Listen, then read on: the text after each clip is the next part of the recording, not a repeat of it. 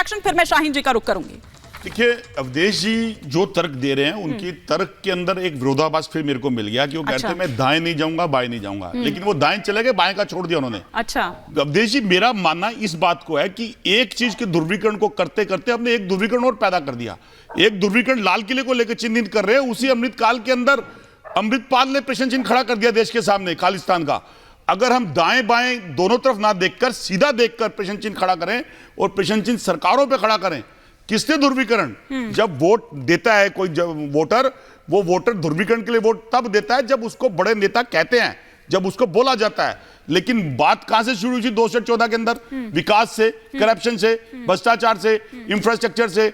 क्यों आज उस पर क्यों नहीं बात होती? क्यों नहीं आज चाइना पे बात हो रही? अभी तो सर पहले दंगों की बात कर लीजिए, चाइना पर चले जाइएगा सर। कुछ महंगा दंगों की बात कर लीजिए सर, दंगों पर सर संवेदनहीनता की, सर ये तो संवेदन, सर चंद्रमोहन जी ये तो संवेदनहीनता की पराकाष्ठा है, पराकाष्ठा है सर। चंद्रमोहन जी समझने की कोशिश करिए, ये भारत में हिंदुत्व और राष्ट्रवाद के पुनरुद्भव का काल है, वो निगेटिव नहीं है, उसको ध्रुवीकरण नहीं कहते हैं, वो एक आलोड़न है देश में। ठीक है, तो जिसको हिंदू समाज समझ रहा है, अपनी धर्म के प्रति, संस्कृति, पर्व त्योहार के प्रति जागरूक हुआ है। लेकिन बड़ी अजीब सी बात है डॉक्टर पांडे, मैं आपसे यहाँ पर एक रुक चाहती हूँ। अगर जंगल राज बोलो तो बड़ा तिलमिला जाते हैं यहाँ पर, चाहे आरजेडी हो चाहे यहाँ पर जेडीयू हो। लेकिन ये जंगल राज, इनको समझना होगा कि जंगल राज ये किसी पॉलिटिकल पार्टी द्वारा नहीं दिया गया ये तमगा, ये सुप्रीम कोर्ट द्वारा। और आप तो खुद एक वकील भी हैं, आप बेहतर तरीके से उसको बता सकते हैं। मतलब तभी भी आप देखिए कि पुलिस वहां पर गश्त कर रही है, फ्लैग मार्च हो रहे हैं, लेकिन उसके बावजूद वहां पर बमबाजी होती है। वो तो शुक्र है, गनीमत है कि आज सुबह से कोई ऐसी खबर नहीं आई है। अगर मैं कहीं मिस कर रही हूं तो सुबह से ऐसी कोई खबर नहीं आई है, लेकिन कल तक तो हम देख ही रहे थे। नहीं, ये आप इसमें कानून और व्यवस्था किस तरह से बिहार में नाकाम है, पटना में दिन दहाड़े मर्डर, लूट, ज्वेलर्स का सोप लूटा जाना, वो सब चीज़ें चल रही थी। अब ये प्रकाष्ठा हो गई रामनवमी पे। रामनवमी का वो त्यौहार है जहां मुस्लिम भाई भी सोहर गाते थे। सारे बार्बर जो हैं मुस्लिम समुदाय से आते हैं, जो राम जी का नाखून काटने का विध करते थे। फ्लॉक सिंगर्स हमारे चलते थे, प्रोसेशन निकलता था, और आज ये दिन आ गया कि हमला हो रहा है। देखिए, इसके पीछे की साजिश को आप समझिए। साजिश ये है कि नीतीश कुमार बिल्कुल घबराए हुए हैं। आरएसएस ने और बीजेपी ने जो काम किया है उसमें मुस्लिम्स का भी विश्वास विकास की तरफ बढ़ रहा दिल्ली के है। तो उनको डराने के लिए देखिए, आपको हम ही बचा सकते हैं। ये दंगा कराया गया है, और असदुद्दीन ओवैसी के बयान से यह स्पष्ट है, ये समझ रहे हैं कि मुस्लिमों को डरा करके ये उसका वोट ले लेंगे। वो स्पष्ट है कि अभी ओवैसी जी ने आके कहा, चलिए छोड़िए दंगा, छोड़ दीजिए 1 मिनट के लिए राजनीति। अरे असहिष्णुता की हद है। लोग अभी अपने खून जज्ब नहीं कर पा रहे हैं, और आप कबाब खा रहे हैं, आपको स्वाद आ रहा है।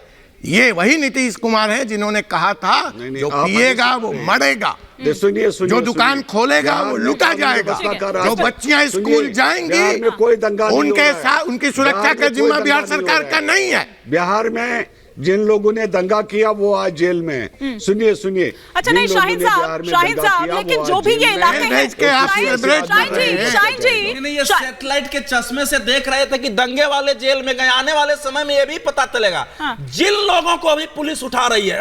मेरी रिपोर्ट है उसमें ज्यादातर लोग एक पक्ष के हैं और निर्दोष हैं, जो उत्पीड़ित है। ये है 150 लोगों को आपने उठा लिया है, जाएगी तो रुक क्यों नहीं रहा है वहां? जो भी दंगा कराएगा उसको सख्त सजा दी जाएगी, उसमें चाहे वो बीजेपी के लोग हो, आपके लोग हो, कोई और आदमी हो। शाहीन जी मुझे ये बताइए, ये तो हर साल का है ना, ये तो हर साल का। शाहीन जी 200 लोग जेल हो गए, कौन लोग है वो, कौन लोग है वो? शाहीन जी सुनिए तो, आप सुनिएगा शाहीन जी, लेकिन ये तो हर साल की बात है ना, तो फिर क्यों नहीं उस तरह की व्यवस्था थी, क्यों नहीं उस तरह की तैयारी थी? आप लोगों को पता है कि ये इलाके इतने संवेदनशील है, और क्यों हमेशा यही टारगेट पर होते हैं? क्यों हमेशा यही टारगेट पर होते हैं? देखिए मैडम, दंगा फसाद कभी कहकर नहीं आता, बोल के नहीं आता। लेकिन यहाँ तो हर साल आता है ना सर, यहाँ तो हर साल आता है, हर साल आता है। रामनवमी हो, हनुमान जन्मोत्सव हो, ये तो है ना सर, इन त्योहारों पर, खास त्योहारों पर आता ही आता है। सुनिए मैडम, कैसे निपटना है इन लोगों से कानून अच्छी तरीके से जानता उसमें तो है फेल रहे और सर आप, उसको नहीं तस्वीरें बचा बता रही है जाएगा। उसमें आप फेल रहे, उसमें आप फेल रहे, तो क्यों नहीं सर अपराधियों में आप डर नहीं बना पाए, दंगाइयों में आप डर नहीं बना पाए, डर किसमें बनाया आपने? आप जनता में, बिहार की जनता में डर बनाया सर आपने, डर बनेगा, वो खौफ में है, अभी कई तो लापता है, कुछ पता चला सर उनका? आपने कोई जानकारी लेने की, आपने उनकी सुध लेने की कोशिश की सर आपने? या फिर हमारे साथ प्रोफेसर नवल किशोर भी हैं, प्रोफेसर नवल किशोर, उप मुख्यमंत्री तो गायब है, कोई पता ही नहीं है, मुख्यमंत्री तो चलिए दावत करते हुए तस्वीरें उनकी सामने आ रही है, उनका तो अपना स्वप्न जो है पाला हुआ उसको पूरा करते हुए कहीं ना कहीं नजर आ रहे हैं, उनके मन में तो लड्डू फूट रहे हैं, लेकिन उप मुख्यमंत्री जी कहाँ हैं? देखिए सभी लोग देखिए आपको तो केवल दिखेंगे अमित शाह जी और भाजपा के लोग ही दिखेंगे, इसमें कोई दो राय नहीं है। नहीं तो सर वो आपको सेलेक्टिव हियरिंग की प्रॉब्लम है और सेलेक्टिव देखने की भी प्रॉब्लम है सर, आपको सुनाई नहीं दे रहा शायद पैनल पर बैठकर इतनी देर से। 200 गिरफ्तारियां कैसे हुई? आपको पता भी है कि कितने शोभा यात्रा निकाले गए बिहार में, कितनी रामनवमी के अवसर पे कितने शोभा यात्रा निकाले गए, आपको मालूम है क्या? नहीं तो सर ये जिम्मेदारी तो आप लोगों की है ना, आप मुझसे क्यों पूछ रहे हैं? ये तो आपको पता होना चाहिए, ये तो आपको पता होना चाहिए ना सर।